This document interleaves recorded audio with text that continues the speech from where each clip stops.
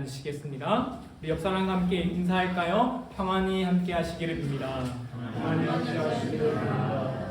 정말 주님의 따뜻한 평강이 여러분과 함께 하시기를 빕니다. 오늘은 재미없는 교회, 재미있는 세상이라는 제목으로 말씀 나누겠습니다.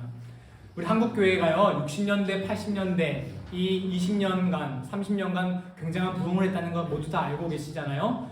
정확한 수치로 여러분 알고 계신가요? 저도 이거 보고 깜짝 놀랐는데 매 1년마다 60만 명의 성도가 증가를 했대요. 60년대부터 80년대까지 매년 60만 명이요. 뭐 꽤 큰 광역시 정도인가요? 하나씩이 광역시까지는 아니지만 인원이 늘어나는 거죠. 그 성장 과정 속에서 교회들은 점점 세련되져 왔고 재미있어져 왔습니다. 예전에는 주일 예배 말고 특별한 재미난 게 뭐가 있냐 돌아보면 그냥 방석 깔고 앉아서 2시간이고 3시간이고 사경회하고 부흥회야 하는 게 전부였어요. 주일 예배보다는 보통 부흥 강사님의 설교가 더 재밌고 웃기잖아요. 또 어린이부를 생각하면 여러분 어떤 게 제일 재미있으셨나요? 저는 개인적으로 달란트 잔치, 또 여름에 뭐 극기 훈련 이런 거 있거든요. 무덤 같은 데 가가지고 교회 선생님들 이렇게 막 숨어 있고. 그런데 요즘은요 달란트 잔치로는 택도 없어요. 그리고 막 런닝맨 뭐 달리기 뭐 요 정도는 해줘야지 이름표까지 다 만들어가지고요. 그리고 뭐 상품은요 아이패드 뭐 이런 게 나옵니다. 아마 큰 교회 다니셨던 분들은 그런 프로그램 더 다양하게 아실 것 같아요. 제가 여기서 드리는 재미란 단순한 흥미뿐만 아니라 사람으로서 만족감을 느낄 수 있는 모든 것을 의미합니다. 어떤 것들이 있을까요? 교회에서 우리가 얻을 수 있는 재미, 만족감 어떤 것들이 있을까요? 사람들 관계에서 오는 소속감, 그리고 안정감 이런 것도 있겠죠? 또 의미 있는 일을 통해 얻을 수 있는 성취감 괜찮아요. 그리고 교회에서만 할 수 있는 어떤 일을 통한 자아 실현도 할 수가 있고요. 또 그런 거 열심히 하다 보면 자연스럽게 사람들의 인정도 얻게 되고요. 인정도 받게 되고요.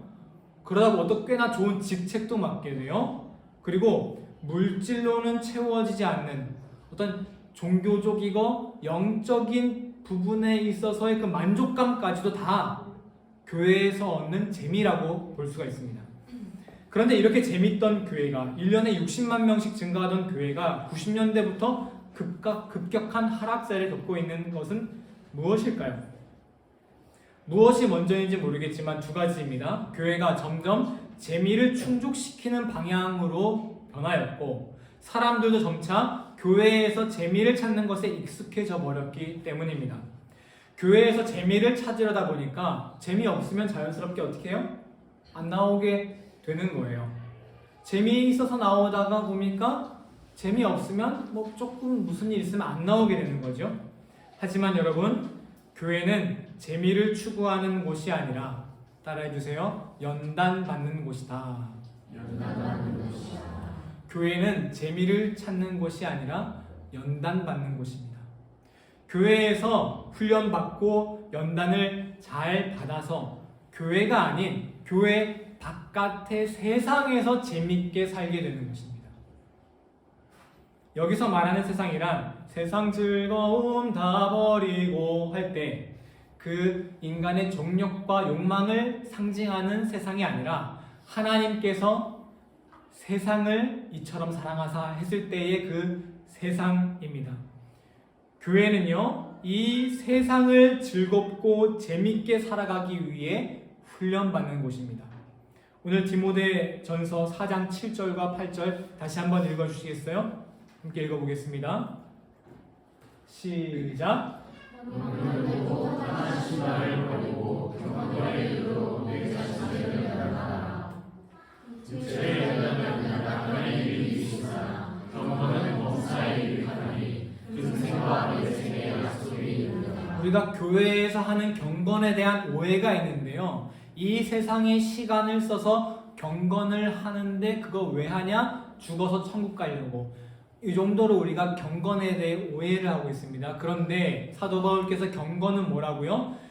경건은 범사에 유익한데 내생, 죽어서의 삶뿐만 아니라 어디에도 금생, 지금 이 세상에서 살고 있는 나의 삶에도 유익하다는 겁니다. 무엇이?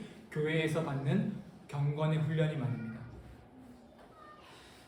이 땅에서의 삶과 상관없는 가르침은 여러분 그것이 아무리 거룩해 보이고 영적으로 신비하게 보여도 아무런 의미가 없습니다.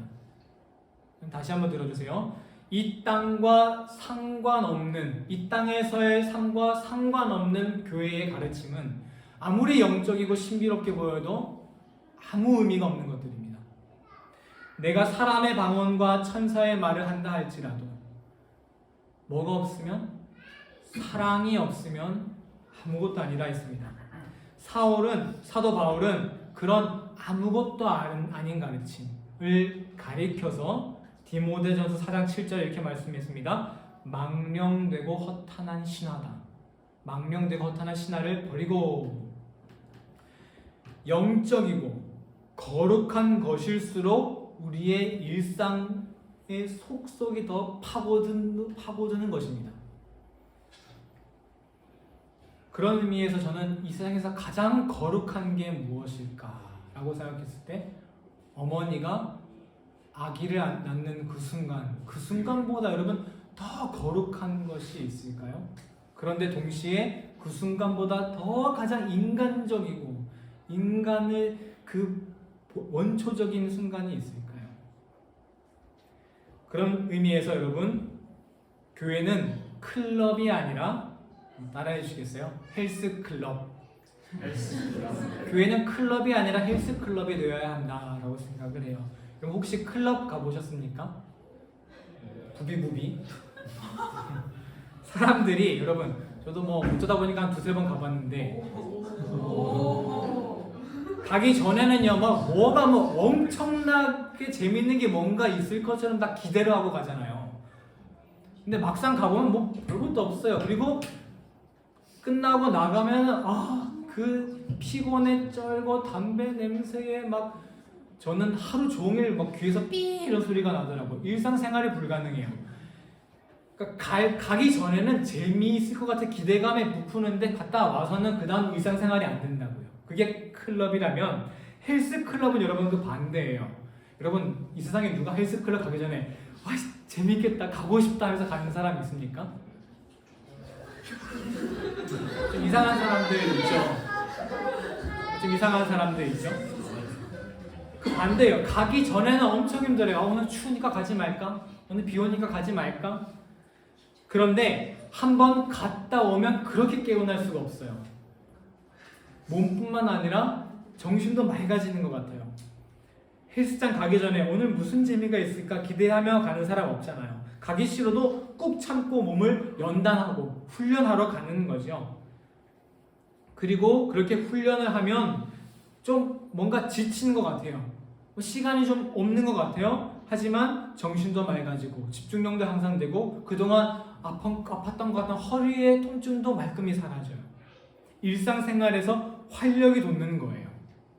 여러분 교회도 마찬가지입니다. 교회도 그 안에서의 나름대로의 재미도 발견할 수 있죠. 헬스클럽도 마찬가지죠. 하지만 오늘은 어떤 재미난 일이 일어날까? 오늘은 내가 이런 흥미를 위해 가야지 하고 가는 곳이 교회가 아니라는 겁니다. 여러분 혹시 요즘 교회가 교회 너무 가고 싶다 해서 오시는 분들 혹 계십니까?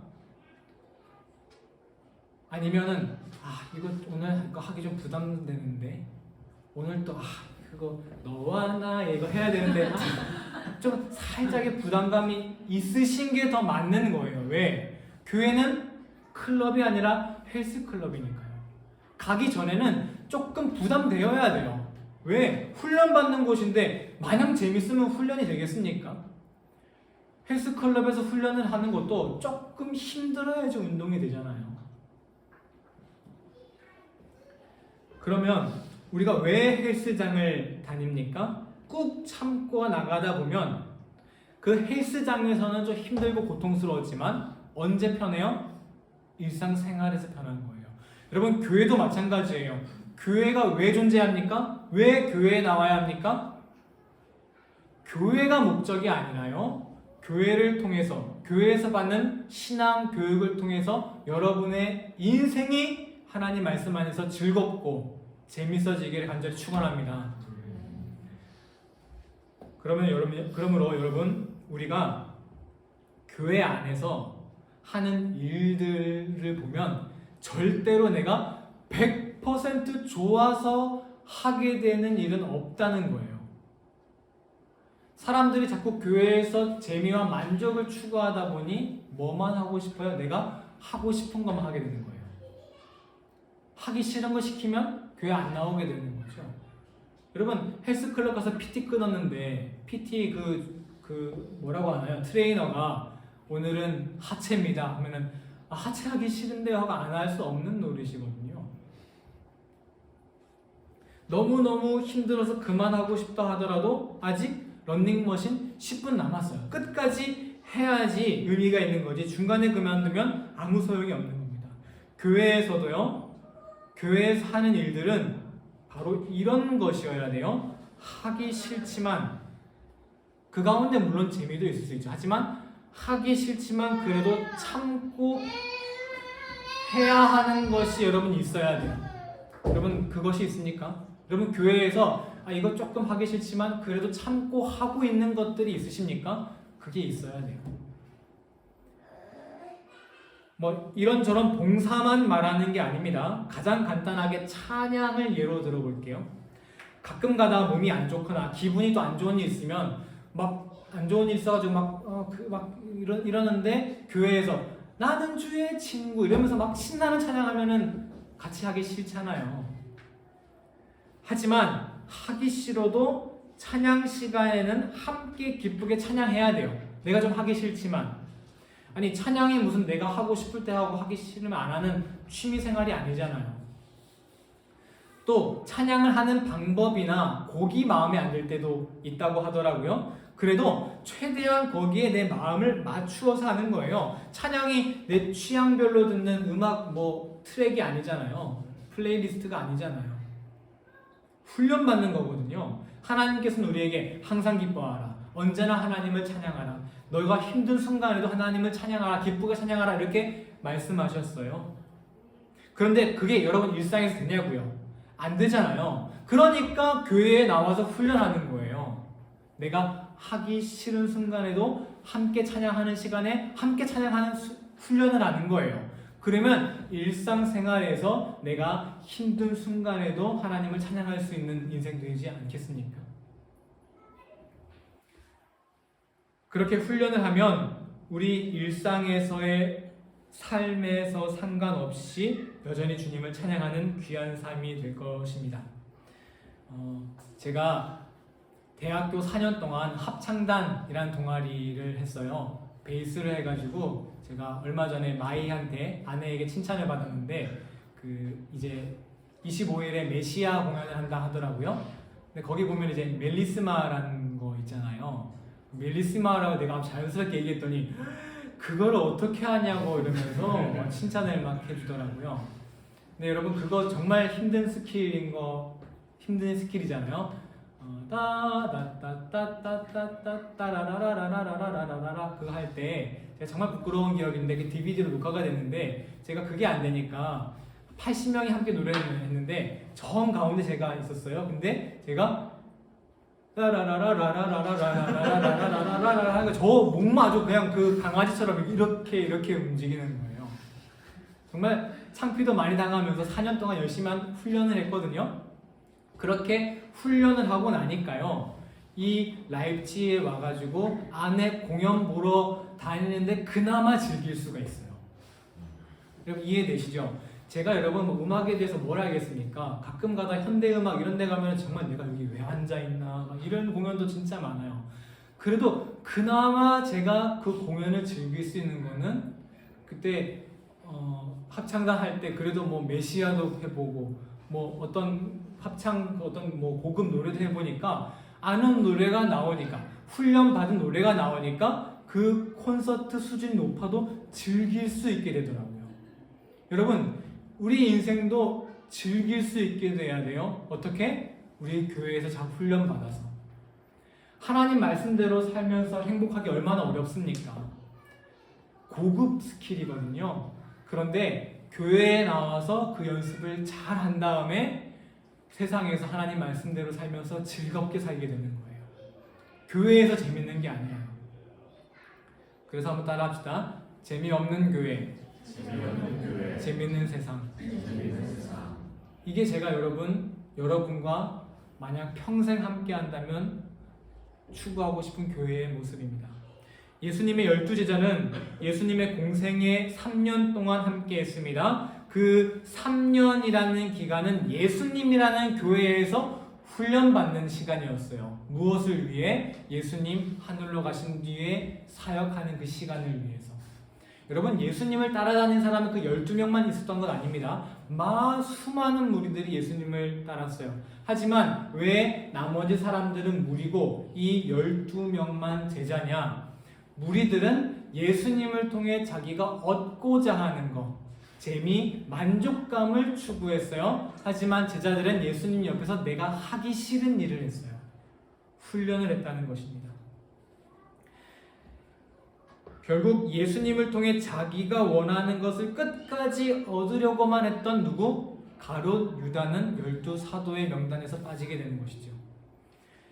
교회는 일상에서 채워지지 않는 뭔가 허전한 것을 채우기 위해 일주일에 한 번 나와 제공받는 서비스가 아닙니다. 혹시 교회 생활 지금 딱 좋다, 지금 너무 재밌다, 내가 다 하고 싶은 것들이다, 이런 분들 혹 계십니까? 그런 분들은 안 계시겠지만 혹시 그렇다면 내가 그것보다는 내가 조금 하기가 부담스럽다, 내가 이거 같이 하는 게 조금 힘들다가 오히려 더 신앙의 올바른 자세일 수가 있어요. 왜? 교회는 클럽이 아니라 뭐니까요? 헬스클럽이니까요. 그런데 한 가지 짚고 넘어가야 되는 것이 있습니다. 헬스장은 그곳 자체가 목적이 아닙니다. 헬스장 자체가 목적이 돼가지고 막 하는 사람들 막 있으면 그 사람들 일상생활 하는 사람들은 아니잖아요. 일상의 삶을 위해서 헬스장을 도구로 사용하는 것이죠. 교회도 마찬가지입니다. 하나님 말씀대로 살아가는 이 세상의 삶을 위해 교회가 도구로 존재하는 겁니다. 그럼 여기서 질문 하나 하겠습니다. 여러분, 교회가 중요할까요? 세상이 중요할까요? 뭔가 교회가 중요하다고 말해야 될 것만 같지만 다시 한번 여쭤볼게요. 여러분, 교회 생활이 즐겁고 재미있어야 할까요? 아니면 여러분의 일상생활이 즐겁고 재미있어야 할까요? 여러분의 일상생활이 단연코 즐거워야 합니다. 다시 여쭤보겠습니다. 교회가 커지고 잘 되는 게 중요할까요? 아니면 여러분의 삶이 풍성해지고 잘 되는 게 중요할까요? 여러분의 삶이 잘 되고 풍성해져야 하는 것이 열갑절, 백갑절은 더 소중합니다. 교회는 이 세상에서 우리의 삶이 하나님 안에 빛날 수 있도록 돕는 도구입니다. 교회라는 도구를 통해 우리의 삶이라는 작품이 아름답게 빛나야 하는 것입니다. 작품이 다 완성되면 도구는 빛나는 자리를 내어 주어야 하겠지요. 도구가 작품을 앞설 순 없습니다. 교회를 위해 우리의 삶을 쓰는 것이 아니라 우리의 삶을 위해 교회가 사용돼야 하는 것입니다. 우리 교회는 그럴 일은 없는데요. 한국에 참 힘든 점이 있습니다. 제가 사역하면서 또 특히 힘들었던 점인데요. 교회의 부흥을 이끌려면 아이러니하게도 세상에서 힘들어하는 사람을 만들어야 한다는 거였어요. 단편적으로 말씀드리면 교회 학생부를 부흥시키려면요, 학생회장을 하는 애를 만들면 안 되고 교회 회장을 하는 애를 만들어야 돼요. 학교 활동에 아주 적극적이고 리더십 있는 학생을 만들면 되는 것이 아니라 학교에서 잘 적응하지 못하는 아이를 만들어야지 교회가 부흥을 해요. 전 이게 너무 힘들더라고요. 점점 아이들을 교회에 의존적인 사람이 되게 해야지 뭔가 더 교회에 많이 나오고, 밖에 안 놀러 가고 자꾸 교회에 앉아 있고. 저는 그래서 아이들이 좀 교회 좀 안 나왔으면 좋겠다. 왜 이렇게 수요일에도 오고 금요일에도 오고 토요일에도 오고 이러는지. 여러분, 이 교회에서 열심히 훈련받아서 사회에서 하나님 말씀 안에서 반짝반짝 빛나는 여러분이 되시기를 간절히 축원합니다.